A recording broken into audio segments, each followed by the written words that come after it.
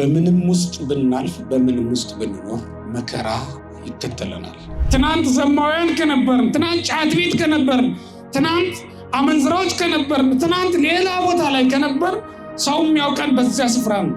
እግዚአብሔር ግን የሚያውቀን ሊቀማው ሊነጥቀው የሚችል ጸጋ ነው ለኛ የተሰጠ። ለአንዳንዶቻችን ድምፃዊነት፣ ለአንዳንዶቻችን ደግሞ ቁመተ ሎጋነት፣ አንዳንዶቻችን በጉልበታችን፣ አንዳንዶቻችን በውበታችን፣ ሌሎቻችን በሌላ ነገር ሚሊዮን ጸጋዎችን እግዚአብሔር አምላካችን ሰጥቶናል። ነግደን በጎ ነገር ልናገኝበት፣ ቅድስናን ልንካፈልበት ሲገባል ወደ ዓለም ወጥተን ርኩሰትን የሸመትን በጣም ብዙዎች።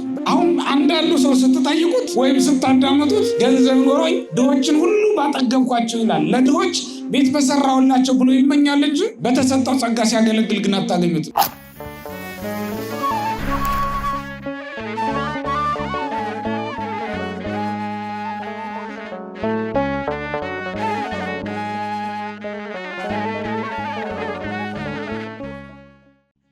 የጠፋው ልጅ ተገኝቷል በሚል ርዕስ እንማራለን። የትምህርቱ ዋና ፍሬ ሀሳብ ትምህርተ ንስሐ ነው፣ ወይም ደግሞ የንስሐ ትምህርት ነው። በቤተ ክርስቲያናችን አስተምህሮ መሰረት ንስሐ እንዴት ይፈጸማል፣ የንስሐ መንገዶችን ነው እንግዲህ በዛው ትምህርቱ ሊያሳየን የሚችለው እና ወንጌል የንስሐ መጽሐፍ ናት፣ ወይም ንስሐ ለሚገቡ ሰዎች የተጻፈች የእግዚአብሔር መጽሐፍ ናት ማለት ነው። አምላካችን መድኃኒታችን ኢየሱስ ክርስቶስ ወደ ዓለም የመጣው ሰዎችን ሁሉ ንስሐ ግቡ ለማለት ነው የመጣው። እንደ አምላክነቱ ሊፈርድ የሚመጣበት ጊዜ አለ። አሁን ግን የመጣው እንደ ሊቀ ካህንነቱ ሕዝቡን ከእግዚአብሔር ጋር ሊያስታርቅ ነውና የመጣው። ስለዚህም ኢየሱስ ክርስቶስ የመጀመሪያ ስብከቱን ንስሐ ግቡ የሚል አድርጎ እንዳስተማረ በቅዱስ ወንጌል ላይ ተጽፎ እናገኛለን እና ዛሬ እንግዲህ የምንማረው የንስሐ ትምህርት ይሆናል ማለት ነው። አምላካችን እግዚአብሔር በአባቶቻችን ጉባኤ ተገኝቶ ጉባኤያቸውን የባረከላቸው፣ ለመምህራኑ አንደበታቸውን ያከናወነላቸው፣ ለሰማዕያኑም ደግሞ የሚሰሙበትን እዝነ ልቡናቸውን መስኮተ ልቡናቸውን የከፈተላቸው እሱ ነውና በእኛም ጉባኤ መካከል ተገኝቶ ነገሮችን ሁሉ እንዲያከናውንልንና እንዲያጣፍጥልን ቅዱስ ፈቃዱ ይሆንልን። የጠፋው ልጅ ተገኝቷል እስኪ በሉት። የሉቃስ ወንጌል ምዕራፍ 15 ቁጥር 24 ላይ የምናገኘው ቃል ነው። አምላካችን መድኃኒታችን ኢየሱስ ክርስቶስ በምሳሌ ካስተማራቸው ትምህርቶች መካከል አንዱ በሉቃስ ወንጌል ማለት ነው ምዕራፍ 15 ከቁጥር 2 ጀምሮ የሚገኝ ምሳሌያዊ ትምህርት አለ። አሁን ያነሳውላችሁ ምሳሌያዊ ትምህርት ደግሞ የሚጀምረው ቁጥር 11 ላይ ነው። እዚያ ምዕራፍ ላይ በዚህ ቁጥር ላይ ስትመለከቱ መድኃኒታችን ኢየሱስ ክርስቶስ የአዳም ምሳሌ አድርጎ ያስቀመጠው አንድ ምሳሌያዊ ትምህርት አለ። ታናሽና ታላቅ ሁለት ልጆች የነበሩት አንድ ሰው ነበረ። እጅግ ባለጠጋ የነበረ ሰው መሆኑንም ቅዱስ ወንጌል ይናገራል። የባለጸጋው ልጆች ሁለት ናቸው። አንዱ ታላቅ አንዱ ታናሽ ልጆች ናቸው ያሉት። ታላቁ ልጁ አባቱን በማገልገል በአባቱ ቤት በመኖር የሚደሰት ልጅ ነበረ። ታናሹ ልጁ ደግሞ የአባቱን ሀብት ተካፍሎ ልቡ በወደደው ስፍራ ሀገር አቅንቶ መኖር የሚፈልግ ሰው ነው የነበረው። ሁለቱም እንደ ፈቃዳቸው እንዲኖሩ አባታቸው ፈቀደላቸውና ታናሹ ልጅ ወደ አባቱ ቀርቦ አባ ሀበኒ መክፈልተ ርስቴ ዘይረክበኒ እምነዋይከ፣ አባቴ ሆይ ከገንዘብህ የሚደርሰኝን ድርሻዬን ስጠኝና ልሂድ ወደ ወደድኩት ብሎ አባቱን ጠየቀው ይላል። አባቱም ከገንዘቡ ለልጁ የሚገባውን ነገር ሁሉ ሰጠውና ፈቀደለት። ልጁም ከአባቱ የተካፈለውን ሀብት ሁሉ ይዞ ሄዶ በሚፈልገው ቦታ ላይ መኖር ጀመረ። ነገር ግን ይዞት የሄደው ከአባቱ የተካፈለው ሀብትና ንብረት ሁሉ አለቀበት። የአባቱ ሀብትና ንብረትም ሲያልቅ ቶሎ ሊመለስ አልፈለገም። ባለበት ስፍራ ካሉ ባለጸጎች መካከል አንዱ ሙያተኛ ሆኖ ተቀጠረና እረኞች እንደሚያደርጉት የእሪያው መንጋ እየጠበቀ መኖር ጀመረ። እንዲህም ሆኖ እየኖረ ሳለ የሚበላው የሚጠጣው እስከማጣት ድረስ ተቸገረ። እንግዲህ ታሪኩ የሚያስረዳን ይህንን ነው። እስከዚህ ድረስ ወርዶ ነበር። በኋላ ግን ሚመጠን አግብርቲው ወገባይቱ ለአቡ የለ ያተረፈው ወለክ በአባቴ ቤት እንጀራ ተርፏቸው የሚኖሩ የአባቴ ሙያተኞች ስንት ናቸው ብሎ ወደ ልቡ ተመልሶ ማሰብ ጀመረ። ከእንግዲህ ወዲህ ወደ አባቴ ቤት እመለሳለሁ ብሎ እንደወሰነም እና ወስኖም አልቀረም ወደ አባቱ ቤት መመለሱን ቅዱስ መጽሐፍ ይናገራል። በመጨረሻ አባቱ የሞተው ልጄ ድኖልኛል፣ የጠፋው ልጄ ተገኝቶልኛል፣ ስለዚህም ደስ ይበላችሁ ብሎ ጎረቤቶቹንና ቤተሰቦቹን ሁሉ ጠርቶ ሜሉኝ ጀቹን፣ ይህም ማለት የሰባውን ያማረውን የወፈረውን ጥሩውን ፍሬዳ አርዳችሁ ደስ ይበለን ብሎ ቤተሰቦቹንና ጎረቤቶቹን ሁሉ ጠርቶ ታላቅ ተድላ ደስታ እንደተደረገ በመናገር ታሪኩ ያበቃል ማለት ነው። የምታውቁት ታሪክ ነው። የተወደዳችሁ እግዚአብሔር ቤተሰቦች፣ ይህ አምላካችን መድኃኒታችን ኢየሱስ ክርስቶስ ወደ ምድር የመጣበትን ማለትም ሰው የሆነበትን ዓላማ የገለጸበት ምሳሌያዊ ትምህርት ነው። ክርስቶስ ወደ ዓለም የመጣው አዳምን ፍለጋ ነው። ካልጠፉት ከ99 በጎች ይልቅ በጠፋው አንድ በግ ምክንያት 99ን በዱር ትቶ ወደ ጠፋው በግ ፍለጋ እሱን ተከትሎ መሄዱን በመናገር ነው ምሳሌው የሚጀምረው። እግዚአብሔር በጠፉ ሰዎች ተስፋ የሚቆርጥ አምላክ አይደለም። የጠፉ ሰዎች ምናልባት በእግዚአብሔር ተስፋ ቆርጠው ይሆናል እንጂ እግዚአብሔር በጠፉ ሰዎች ተስፋ የሚቆርጥ አይደለም። እግዚአብሔር በጠፉ ሰዎች ተስፋ የሚቆርጥ ቢሆን ኖሮ በምድር ላይ እንዲቆዩ እንዲሰነብቱ ባልፈቀደላቸውም ባላሰናበታቸውም ነበር። ነገር ግን የሰው ልጅ በእግዚአብሔር ተስፋ ቆርጦ ያውቃል። አምላክ የለም እስከ ማለት ድረስ የደረሱ ብዙዎች ናቸውና እግዚአብሔር በሰራው ምድር ላይ ይመላለሳሉ። እግዚአብሔር በሰራው ብርሃን ያያሉ። እግዚአብሔር በፈጠረው እግራቸው ይራመዳሉ። ነገር ግን እግዚአብሔር የለም ብለው ያስባሉ ማለት ነው። እንዲህ ብለው እንኳን የሚያስቡበትን ልባቸውን፣ እንዲህ ብለው የሚናገሩበትን አንደበታቸውን የፈጠረላቸው እግዚአብሔር መሆኑን ዘንግተው ይህንን ይላሉ ማለት ነው። እውነት ለመናገር እኛ ብንሆን እያበላናቸው ቢክዱን፣ እየወደድናቸው ቢጠሉን፣ እየቀረብናቸው ቢሸሹን ምን ልናደርጋቸው እንችላለን? የምንችለውን ሁሉ የምንበቀላቸው አይደለንም እንዴ? እግዚአብሔር ግን ይህን የሚያደርግ አምላክ አይደለምና ሁሉንም በፍቅር ዓይን ያያቸዋል፣ ይታገሳቸዋል ማለት ነው። እኛን ኃጢአተኞችን ከሚያገለግሉት ጻድቃን እንዳንዱ አድርጎ በምድር ላይ የመኖርን እድል መስጠቱ እንዴት ደስ ይላል! በእውነት ለእያንዳንዱ ዕለቱን እንደ ስራው መጠን ዋጋውን የሚከፍል ቢሆን ኖሮ ዛሬውኑ ወደ ሲኦል ሊወርድ የሚገባው ፍርደኛ ሊኖር አይችልም ነበር ከኛ መካከል። ዛሬውኑ ከሰማይ እሳት ወርዳ እንደ ሰዶም እንደ ገሞራ እንድትበላው የሚደረግ ሰው ሊኖር አይችልም ብላችሁ ታስባላችሁ? እንደዛ ስለማይገባን አይደለም እግዚአብሔር ታግሶ ያኖረን።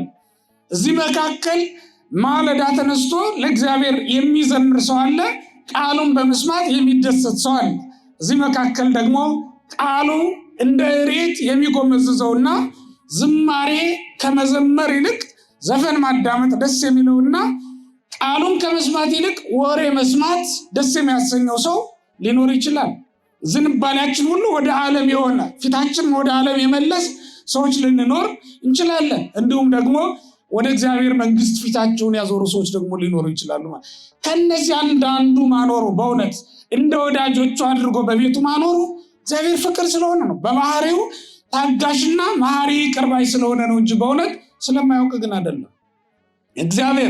እግዚአብሔርን የበደልንበት ሰውነታችን እግዚአብሔር የሰራው አይደለም እንዴ? አሁን በዚህ ምድር ላይ የጦር መሳሪያዎችን የሚያመርቱልን ሀገራት አሉ። እነሱን ልንዋጋ ወደ እነሱ ብንዘምት ግን ያንን የጦር መሳሪያ ይዘን ሊቆልፉበት የሚችሉትን መቆለፊያ እጃቸው ላይ ያላቸው። ስለዚህ እነሱ ባመረቱት ታንክና መድፍ እነሱ ጋር መዋጋት አንችልም ማለት ነው። እግዚአብሔር በፈጠረው ሰውነታችን፣ እግዚአብሔር በሰራልን አንደበታችን እግዚአብሔርን እንራገምበታለን አይደል? በእግዚአብሔር ላይ ያመጽን ቀን፣ በእግዚአብሔር ላይ ያንጎራጎርን ቀን፣ ያንጎራጎር ነው የሚያመጽ ነው። አመጽን የሰራ ነው፣ ክፋትን የሰራ ነው እግዚአብሔር በሰራልን አንደበት መሆኑን ስንቶቻችን እናውቃለን? አንገነዘበውም ይሄንን እንኳን ማለት ነው። እንዲህም ሆኖ ግን እግዚአብሔር አሁንም ይፈልገናል። አሁንም እግዚአብሔር በእኛ ተስፋ አይቆርጥም ማለት ነው። አሁንም እግዚአብሔር ይመለከተናል ማለት ነው።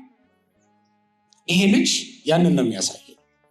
የጠፋው ልጅ ተብሎ በመጽሐፍ ቅዱስ የሚጠራው ልጅ ማለት ነው። ከኛ መካከል የጠፋው ልጅ ሊባል የሚገባው ስንት ሰው ይኖር ይሆን? በእውነት እግዚአብሔር ዛሬም ድረስ እየፈለገው ያለ፣ እስኪመለስ ድረስ እየጠበቀው ያለ ስንት ሰው ይኖር ይሆን? በእውነት ከእግዚአብሔር ጸጋን ተካፍሎ በተሰጠው ጸጋ በዓለም ውስጥ እንዳሻው ሊሆን የወደደና የወጣ ስንት ሰው ይኖር ይሆን? ያ ልጅ ከአባቱ ሄዶ አባ በኒ መክፈልተ ርስተ ያለውን ዘይረክበኒም ነው አይከ ከገንዘብህ አይደለም ከገንዘብህ አካፍለኝ ስጠኝ አለው። እምነዋይከ ነው የሚለው ቅዱስ መጽሐፍ፣ ተመልከቱት። ይህም ማለት ወገኖቼ ከእግዚአብሔር የተቀበልነው እንጂ ለእኛ የሆነ ከጸጋዎቻችን መካከል አንድም ነገር እንደሌለን ነው የሚያሳየው። ጸጋችን ብዙ ነው። ለአንዳንዶቻችን ድምፃዊነት ተሰጥቶን እናንጎራጎራለን። ለአንዳንዶቻችን ደግሞ ቁመተ ሎጋነት ተሰጥቶን እንወረገረጋለን። ለአንዳንዶቻችን ደግሞ ሌላ ጸጋ ተሰጥቶን በዓለም ላይ እንዳሻን እንሆናለን። አንዳንዶቻችን በጉልበታችን፣ አንዳንዶቻችን በውበታችን፣ ሌሎቻችን በሌላ ነገር ሺህ ወይም ደግሞ ሚሊዮን ጸጋዎችን እግዚአብሔር አምላካችን ሰጥቶናል፣ እኛ ውስጥ አስቀምጧል ማለት ነው። ይሄ ነው ዘይረክበኒም ነው አይከ የተባለው። ገንዘብህ ነው ያለው መጽሐፍ፣ ተመልከቱት። ለእኛ አይደለማ ቢያስፈልገው ሊያጠፋው የሚችል እግዚአብሔር ከኛ ሊቀማው ሊነጥቀው የሚችል ጸጋ ነው ለእኛ የተሰጠን ማለት ነው። ይሄንን ሰጥቶናል እግዚአብሔር። ይሄንን ተቀብለን ወደ ዓለም እንወጣለን። ነግደን ገንዘብ ጸጋ ልናተርፍበት ሲገባል፣ ነግደን በጎ ነገር ልናገኝበት፣ ቅድስናን ልንካፈልበት ሲገባል ወደ ዓለም ወጥተን ርኩሰትን የሸመትን በጣም ብዙዎች ነው። በእግዚአብሔር ገንዘብ ልብ በሉ። አይኖቻችን የእግዚአብሔር ገንዘቦች አይደሉ እንዴ? ዓለምን ያየንባቸው እስክንጠግብ ድረስ ኃጢአትን የተመለከትንባቸው እጆቻችን እግሮቻችን የእግዚአብሔር ገንዘቦች አልነበሩም እንዴ? አስተውሉ ወገኖች። እጅግር ከሌላቸው ሰዎች ለይቶ እናንተን እጅግር እንዲኖራችሁ ያደረገው በእግሮቻችሁ ወደ ተቀደሱ ስፍራዎች እንድትመላለሱ፣ በእጆቻችሁ ሰርታችሁ ወጣችሁ ወርዳችሁ ድሆችን እንድትመግቡ አልነበረም እንዴ? በዓይኖቻችን ቅዱሳት መጻሕፍትን እንድንመለከት አልነበረም እንዴ? በሌሎችም ሕዋሳቶቻችን ጽድቅን እንድንሰራ አልነበረም እንዴ? እግዚአብሔር ይህንን ጸጋ ለኛ ከዓለም ለይቶ መስጠቱ አስተውሉ። እጅም እግርም የሌላቸው ሰዎች በዓለም ላይ ሞልተዋል። እናንተ ግን ያላችሁ። ዓይንም ጆሮም የሌላቸው ሰዎች በዓለም ላይ ይገኛሉ። እናንተን ግን ከዛ ለይቶ ይህንን ጸጋ እንዲኖራችሁ አደረገ። በዚህ ጸጋችን ምን ያክል አገልግለነዋል እግዚአብሔር። አሁንም ያልተሰጠንን ጸጋ እንዲሰጠንና እንድናገለግል እንመኛለን እንጂ በተሰጠን ጸጋ ግን እያገለገልን አይደለም ብዙዎቻችን። አሁን አንዳንዱ ሰው ስትጠይቁት ወይም ስታዳመጡት ገንዘብ ኖሮኝ ድሆችን ሁሉ ባጠገብኳቸው ይላል። ለድሆች ቤት በሰራውላቸው ብሎ ይመኛል እንጂ በተሰጠው ጸጋ ሲያገለግል ግን አታገኙትም። እጅ ኑሮ ምን አደረክላቸው? ለድሆች ልብሳቸውን አጠፍክላቸው፣ ያደፈ ገላቸውን ዳሰስክላቸው፣ የወደቀ ጎጇቸውን አቆምክላቸው። እግር ኖሮህ ምን አደረክላቸው? ውሃ ቀዳህላቸው፣ አገለገልካቸው፣ ወጣህላቸው፣ ወረድክላቸው፣ ደከምክላቸው። ዓይን ኖሮህ ምን አደረክላቸው? ጎበኛቸው። ዓይን ለሌላቸው ዓይን ሆንክላቸው።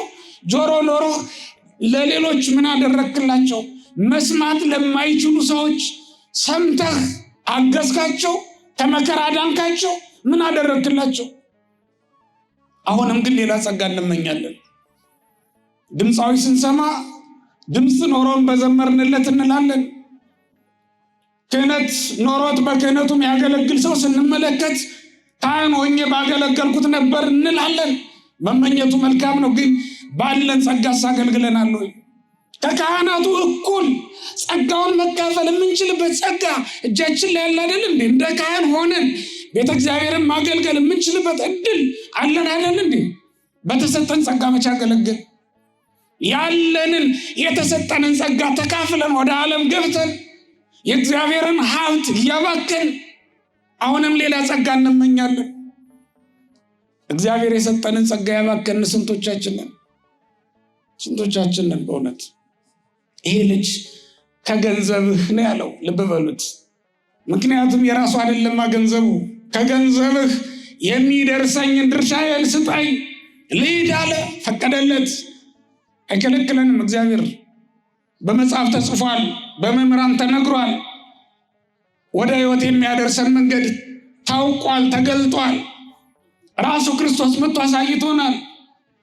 ቀድሞ ነቢያት ነገሩን፣ ወደ እግዚአብሔር አደረሱን። ያማል ራሱ ክርስቶስ መጥቶ ነገረን።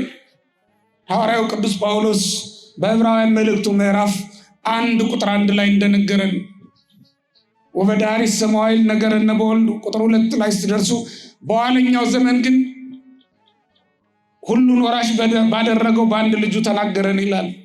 ሁሉን ወራሽ ባደረገው በአንድ ልጁ ነገረን። ማን መጥቶ ይንገረን የሕይወትን መንገድ? ማን ይጠቁመን? ማን ያሳየን የንስሐን መንገድ? ማን ይስበክልን የመንግስተ ሰማያትን ዜና? ራሱ መጥቶ ነግሮን ካልገባን ማንም መጥቶ ቢነግረን ሊገባን አይችልም። ባለቤቱ ራሱ መጥቶ ነው ያሳየን። ከባለሟሎቹ አንዱን አይደለም የላከልን፣ ከአገልጋዮቹ አንዱን አይደለም የላከልን። ራሱ መጥቶ ነው የነገረን። ራሱ መጥቶ ነው ስጋውን ደሙን የጋበዘን። ራሱ መጥቶ ወርዶ ተወልዶ ብሉኝ ጠጡኝ ብሎ ጋብዞን የሕይወት መብልና መጠጥ እምቢ ብለን ማን መጥቶ ቢጋብዘን እሺ ልንል እንችላለን? ከመላእክት አንዱ ቢመጣ እሺ ልንል አይሆንም፣ አናደርገውም። ኢሳይያስ ኤርምያስ ቢመጡ እሺ ልንል አናደርገውም። ራሱ መጥቶ ካልሰማን ሌላው መጥቶ ቢነግረን አይገባንማ። ራሱ መጥቶ ወደ ዘላለም ይወጠራል። ግን ብዙዎቻችን አሁንም እዚያው በቆምንበት፣ አሁንም እዚያው ባለንበት ስፍራ ነው ያለን። መቼ ነው በእውነት እግዚአብሔር የጠፋው ልጅ ተገኝቷል ብሎ ደስ የሚለው? በእኛ መምጣት፣ በእኛ መገኘት ደስ የሚለው መቼ ነው ወገኖቼ? እግዚአብሔር ደስታው በኃጥአን ንስሐ መግባት ነው። በጻድቃን ቤቱ ውስጥ በሚኖሩ ሰዎች ዝማሬ፣ ቤቱ ውስጥ በሚኖሩ ሰዎች አገልግሎት፣ ቤቱ ውስጥ በሚኖሩ ሰዎች ስራ ደስ ከሚለው በላይ በኃጢአተኛ ሰው ንስሐ መግባት እግዚአብሔር ደስ ይለዋል። ኃጢአተኞች ስለ ኃጢአታቸው ሲያለቅሱና ሲናዘዙ እግዚአብሔር ደስ ይለዋል። ኃጢአተኞች ኃጢአትን ሲጠሏት ደስ ይለዋል። ይህ ልጅ ምን አለ? ሚመጣን አግብርት ወገባይቱ ላዌል ያተርፈው ወለቅላለ። ሁሉን አየው፣ ሁሉም ፈተነው፣ መረመረው። ዓለም ባዶ ነው፣ አስመረረው፣ ብዙ ነገር አሳዘነው። ከአባቱ ቤት ከወጣ በኋላ እንጀራ እንኳን መጥገብ አቃተው። በኑሮው ተጎዳ፣ ጠወለገ፣ አዘነ። ማንም ሊራራለት አልቻለም። ከአባቱ በቀር ማን ሊራራለት ይችላል? መጀመሪያ ደስታን የሚያገኝ መስሎት ነበር ከአባቱ ቤት የወጣው፣ ግን አልሆነለትም። ስለዚህም ወደ አባቴ ቤት እመለሳለሁ ያለው ከዛ በኋላ ነው። አሁን በእውነት አንገታችንን ያላስደፋን ነገር ምን አለ? በምኑ ነው የምንደሰተው? በየትኛው ነገር ነው የምንስቀው? በየትኛው መንገድ ብንሄድ ነው ሳናዝን ሳንከፋ ቤታችን የምንደርሰው? የትኛው ቤት ውስጥ ብንኖር ነው ደስ ብሎን የምንውለው የምናድረው? ክርስቲያኖች በየትኛው መኝታ ውስጥ ብንተኛ ነው እስኪነጋ ድረስ ደስ ብሎን እንቅልፍ ሳናጣ ማደር የምንችለው?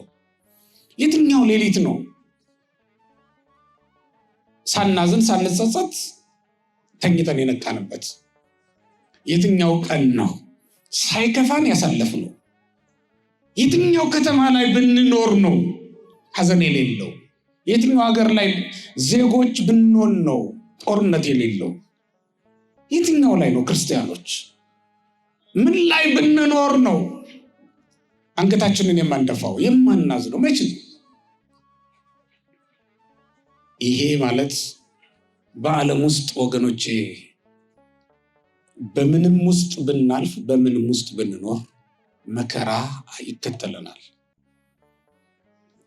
በአባታችን ቤት መኖር ከቻልን ነው ደስተኞች ሆነን መኖር የምንችለው። ይሄ ልጅ ለዚያ ነው ይዞት የሄደውን ነገር ሁሉ ጨረሰ እኮ ነው የሚለው። ያልቃል ወገኖቼ። ወጣትነታችን፣ የወጣትነት ስሜታችን፣ ይሄ አሁን ያለው ግለታችን ያልቃል። ይሄ ጉልበታችን ያልቃል። ይሄ ውበታችን ያልቃል። ይሄ ደስታችን ያልቃል። አሁን እጃችን ላይ ያለው ሀብታችን ያልቃል። ምንድን ነው የማያልቀው ነገር? ወገኖች አሁን እግዚአብሔር የሰጠን ጸጋ በሙሉ አሁን በዓለም ውስጥ እንዳሻን የምንሆንበት ነገር በሙሉ ያልቃል።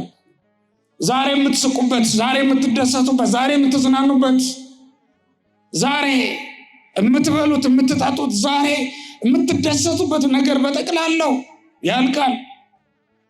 የማያልቅ እንዳይመስላችሁ። ይልቁንም ወደማያልቀው ቤት ብንመጣ አይሻልም? በእውነት ሁሉም ነገር ማብቂያ ወደሌለው አምላክ ብንመጣ አይሻልም? ድሆችን ሁሉ ባለጠጋ ማድረግ ወደሚችለው፣ ባዶ እጃቸውን የመጡትን ሁሉ በበረከት ወደሚሞላው፣ ደካሞችን እንደ ኃይለኛ፣ የተራቡትን እንደጠገበ ሰው ማድረግ ወደሚችለው፣ የተሰደዱትን ባለ ሀገር ማድረግ ወደሚቻለው አምላክ ብንመጣ አይሻልም? እግዚአብሔር በእውነት ሀብት ባይኖረን ሀብት፣ እድሜ ባይኖረን እድሜ፣ ውበት ባይኖረን ውበት፣ ሞገስ፣ ጸጋ፣ ጉልበት መሆን የሚችል አምላክ ነበር። እንኳን ሀብት ይቅርና እግዚአብሔር አገር እንኳን ባይኖረን አገር መሆን የሚችል አምላክ ነው። እኛ ግን እሱን ትተን ወደ ሌላ እንመለከታለን። እሱን ትተን ወደ ሌላ እንመለከታለን። የፀሐይ ብርሃን እያለ ሌላ ብርሃን መያዝ የሚያስፈልገው ሰው ካለ እሱ ሌላ የአእምሮ ችግር አለበት ማለት ነው አይደል እንዴ የሚባለው? ከእግዚአብሔር ሌላ ሀብት፣ ከእግዚአብሔር ሌላ ስጦታ የሚያስፈልገው ነገር የሚያስፈልገው ሰው ካለም ገና ክርስትና አልገባውም ወይም ወንጌል አልተሰበከለትም ማለት ነው። ወገኖች የማያልቅ ጸጋ እግዚአብሔር ነው። የማያልቅ ስጦታም እግዚአብሔር ነው። የማያልቅ ሀብት ያለው በእግዚአብሔር ቤት ስንኖር ነው። የማያልቅ ደስታ ከፈለጋችሁ፣ የማይነጥፍ ሰላም ከፈለጋችሁ ያለው እግዚአብሔር ቤት ውስጥ ነው፣ ሌላ ቦታ አይደለም። ሌላው ነገር ሁሉ ሊያልቅ፣ ሌላው ቦታ ሁሉ ሊደርቅ የሚችል ነገር ነው ያለው። ለጊዜው እንደ አባይ በስቶ የሚወርድ ሰላም፣ ለጊዜው እንደ ጣና የሰፋ ደስታ ያለ ቢመስላችሁም እንኳን የሚቀጥል አይደለም። ለጊዜው እንደ ፀሐይ የሚያበራ እንደ ከዋክብት የደመቀ የበዛ ሰላምና ደስታ ያለበት እረፍት ያለበት ቦታ ነው ብላችሁ አስባችሁ ከሆነ እሱም የሚያልቅ ነው። ሁሉም ነገር ወደማያልቅበት ስፍራ መምጣት ይገባል። ክርስቲያኖች፣ ይህ ልጅ ያደረገው በመጨረሻ የወሰነ ውሳኔ እንዴት መልካም ነው! ወደ አባቴ ቤት እመለሳለሁ ነው ያለው። እንግዲህ አስቡት፣ ከእሪያዎች ጋር እስከ መብላት ድረስ ነው የወረደው። ራሱን ክብሩ እንዴት ዝቅ እንዳደረ!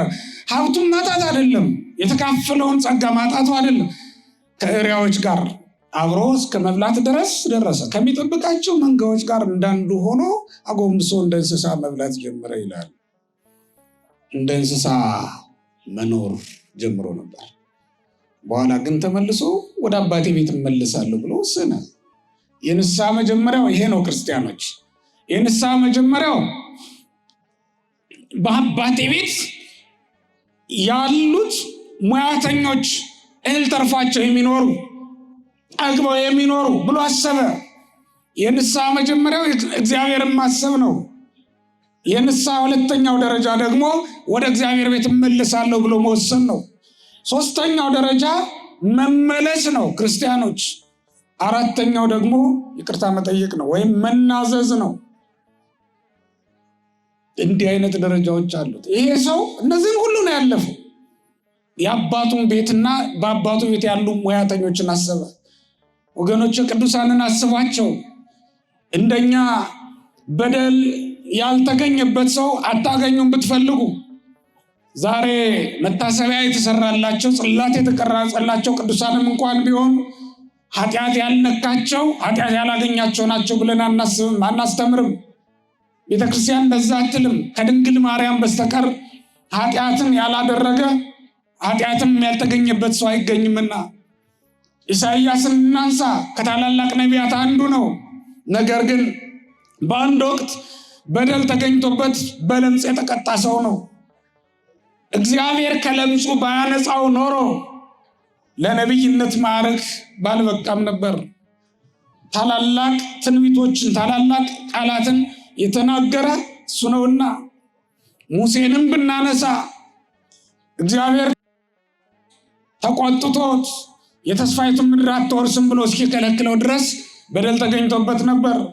ከዕለታት በአንድ ቀን መዝሙር አስታጉሎ ነበርና እግዚአብሔር ተቀይሞት በዚያ ምክንያት ታያታለህ እንጂ ምድሪቱን አትወርሳትም አትረግጣትም ተብሎ እስኪከለከል ድረስ ቅጣት ተጥሎበታል። አሮንንም ብናነሳ በለምጽ እግዚአብሔር ከመታት ከእህቱ ከማርያም ጋር አብሮ በደል የተገኘበት ሰው ነበር። እግዚአብሔር ተቆጥቶታል። ታላቁን ሊቀ ካህናት አሮንን። እነዚህ ሁሉ በእግዚአብሔር ፊት በደል የተገኘባቸው ነገር ግን እግዚአብሔር በንስሐ የተቀበላቸውና ያነጻቸው ሰዎች ናቸው።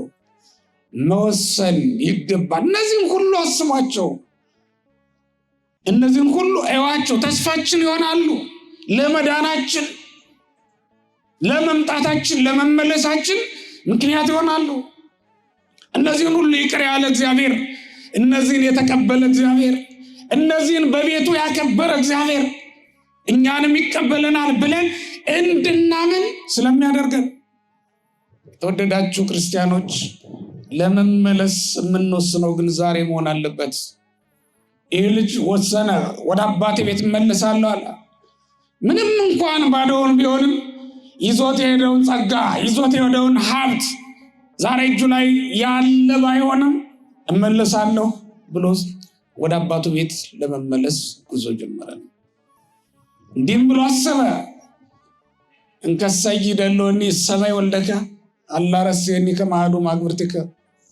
ከእንግዲህ ወዲህ ከባሮች እንዳንዱ ልታደርገኝ እንጂ ልጄ ብለህ ልትጠራኝ አይገባም ብሎ ዝቅ ብሎ ወደ አባቱ እግር ዝቅ ባለ ጊዜ፣ ራሱን ዝቅ ባደረገ ጊዜ አባቱ ሩጦ ሄዶ አቀፈው ይላል። ክብርና ምስጋና ለእግዚአብሔር ይሁን።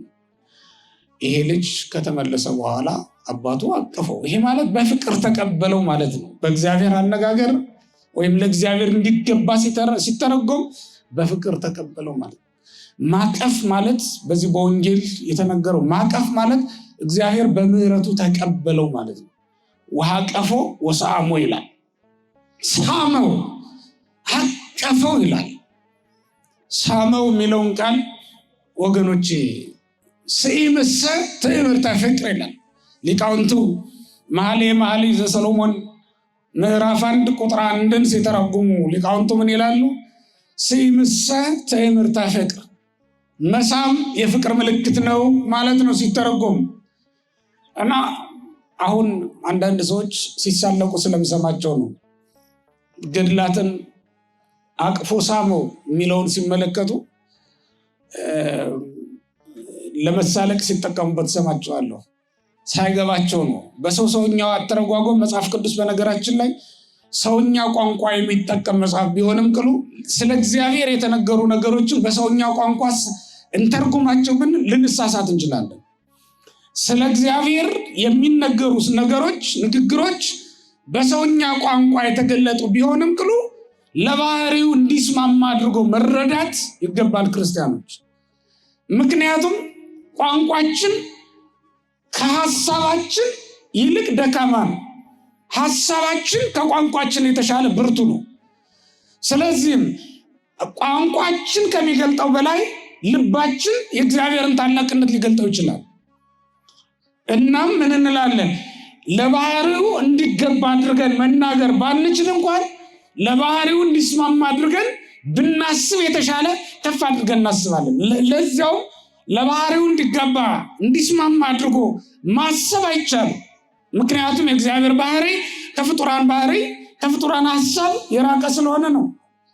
እኛ ስለ ሰማይ እንኳን እናስብ ብንል የሰማይን ስፋት በህሊናችን በዓይናችን አይደለም በመለካት ወይም በክንዳችን ለክተን አይደለም ልንደርስበት አንችልም። በአእምሯችንም አስበን ልንደርስበት አንችልም። የሰማይን ስፋት፣ የምድርን ስፋት፣ የሰማይን ርዝመት መገመት አንችልም። የእግዚአብሔር ባህሪ ደግሞ ከዚህ በላይ ሰፊ ነው። ከውቅያኖስ የሚጠልቅ ከሰማይ የሚርቅ አምላክ ነው ያለን፣ ባህሪው ማለቴ ነው። ምክንያቱም ከሰማይም በላይ እግዚአብሔር አለ፣ ከምድርም በታች እግዚአብሔር አለ። እሱ የሌለበት ስፍራ የለም። ሰማይና ምድር ምንም እንኳን ከፍጡራን አእምሮ በላይ ቢሆኑ እንቅሉ መድረሻ ግን አላቸው፣ ፍጡራን ናቸውና። እግዚአብሔር ደግሞ መድረሻ የለውም፣ መዳረሻ የለውም፣ ጽንፍ የለውም ማለቴ ነው። ዳርቻ የለውም እግዚአብሔር። ስለዚህም ለእግዚአብሔር ባህሪ እንዲስማማ አድርገን ባህሪውን በሙላት ማሰብና መናገር አይቻልንም። ቢሆንም ግን ከምንናገረው በላይ ማሰብ ግን እንችላለን። ለዚህ ነው ስናስብ ስለ እግዚአብሔር የተነገሩ ቃላትን በሰውኛ ቃላት ቢነገሩም እንደ ሰውኛ ግን መናገር በጣም ነውር ነው በእውነት። አፉን ሳመው የሚል ቃል ሲመለከቱ ምን ብለው ይረዱታል ማለት ነው? በሰውኛ ቋንቋ ይረዱትና የማይገባ ጸያፍ ንግግር ሲናገሩ እንሰማቸዋለን። እና ምን ለማለት ፈልጌ ነው? መሳም ማለት በመጽሐፍ ቅዱስ ቋንቋ የፍቅር ምልክት ነው። ወደደው ማለት ነው። ፍጹም የሆነ መውደድ ወደደው። ባል ከሚስቱ በላይ የሚወደው የለም፣ ሚስትም ከባሏ በላይ የምትወደው የላትም። ለዚህም ነው መሳሳም የፍቅር ምልክት የሚሆነው ከዚህ የተነሳ ነው ማለት ነው። እና በዚህ በመኃልየ ዘሰሎሞን ምዕራፍ 1 ቁጥር 1 ላይ በአፉ መሳምን ይስመኛል። ይሄ የፍቅር ምልክት ነው። ቤተክርስቲያን ለክርስቶስ የምትቀኘው ቅኔ ነው። ቤተክርስቲያን እንደ ሴት ሙሽራ፣ ክርስቶስም እንደ ወንድ ሙሽራ ሆኖ የሚጠቀሱ ከመሆናቸው የተነሳ ለዚህ እግዚአብሔር ቤተሰቦች እዚህም መጽሐፍ ላይ አቀፈው ሳመው ተብሎ የተነገረው እጅግ ወደደው ማለት ነው። ኃጢአተኞችን እግዚአብሔር ሲመለሱ የሚሰጣቸውን ፍቅር የሚወዳቸውን መውደድ የሚገልጥ ነው ማለት ነው። ብንመለስ እግዚአብሔር በእውነት እንዴት ደስ እንደሚለው ታውቃላችሁ? እግዚአብሔር በመላእክት ፊት ኃጥአን ሲመለሱ ያመሰግናቸዋል። ምን ብሎ? የጠፋው ልጅ ተገኝቷል፣ ሞተ ካልኩት ድኗል፣ የሞተው ልጅ ድኗል፣ የጠፋው ልጅ ተገኝቷል ብሎ ለጻድቃን ንስሐ ለሚገባ እንደ ኃጢአተኛ እግዚአብሔር ምስጋና ያቀርብለታል ማለት ነው። ያመሰግነዋል። በጻድቃን ጉባኤ መካከል ንስሐ ለምትገባ አንዲት ነፍስ እግዚአብሔር የምስጋና ቃል ይናገርላታል። ምን ብሎ? የጠፋው ልጅ ተገኝቷል። እስኪ በሉላችሁ፣ በደንብ በሉት። የጠፋችው ነፍስ ተገኝታለች፣ የጠፋችው ልጅ ተገኝታለች ብሎ እግዚአብሔር በጻድቃን ጉባኤ መካከል ይመሰክርላታል፣ ይናገርላታል። መቼ ይሆን በእውነት እኛ ተመልሰን እግዚአብሔር እንዲህ ደስ የሚለው? መቼ ይሆን እግዚአብሔር እንዲህ የሚመሰክርልን? እግዚአብሔር ለጻድቃን ምስክራቸው ነው። ወገኖች መመለሳችሁን፣ ንስሐ መግባታችሁን፣ መዳናችሁን እግዚአብሔር እንጂ የሚመሰክርላችሁ ሰው ላይ መሰክርላችሁ ይችላል። ሰው ላይ ያውቅላችሁ ሁላ ይችላል። ትናንት የነበራችሁበትን ህይወት ነው የሚያስታውሰው ሰው። ትናንት ሌቦች ከነበርን ሰው ዛሬ እንደዛው ነው የሚያውቀን። ትናንት ዘማውያን ከነበርን፣ ትናንት ጫት ቤት ከነበርን፣ ትናንት አመንዝራዎች ከነበርን፣ ትናንት ሌላ ቦታ ላይ ከነበርን ሰው የሚያውቀን በዚያ ስፍራ ነው። እግዚአብሔር ግን የሚያውቀን ምን ብሎ ነው? የጠፋው ልጅ ምን ብሏል? ተገኝቷል ብሎ ነው የሚያውቀን ማለት ነው። ይሄ እግዚአብሔር ለእኛ የሚሰጠው ምስክርነት ነው ማለት ነው። ስለዚህም በእውነት ዛሬ ከእግዚአብሔር አፍ ስለኛ የሚሰጠውን በጎ ምስክርነት መስማት እስክንችል ድረስ እግዚአብሔርን በምሕረቱ እስኪቀበልን ድረስ መመለስ ይኖርብናል ማለት ነው። ያስተማረን የመከረን እግዚአብሔር ስሙ ለዘላለም የተመሰገነ ይሁን። እግዚአብሔር ይስጥልኝ።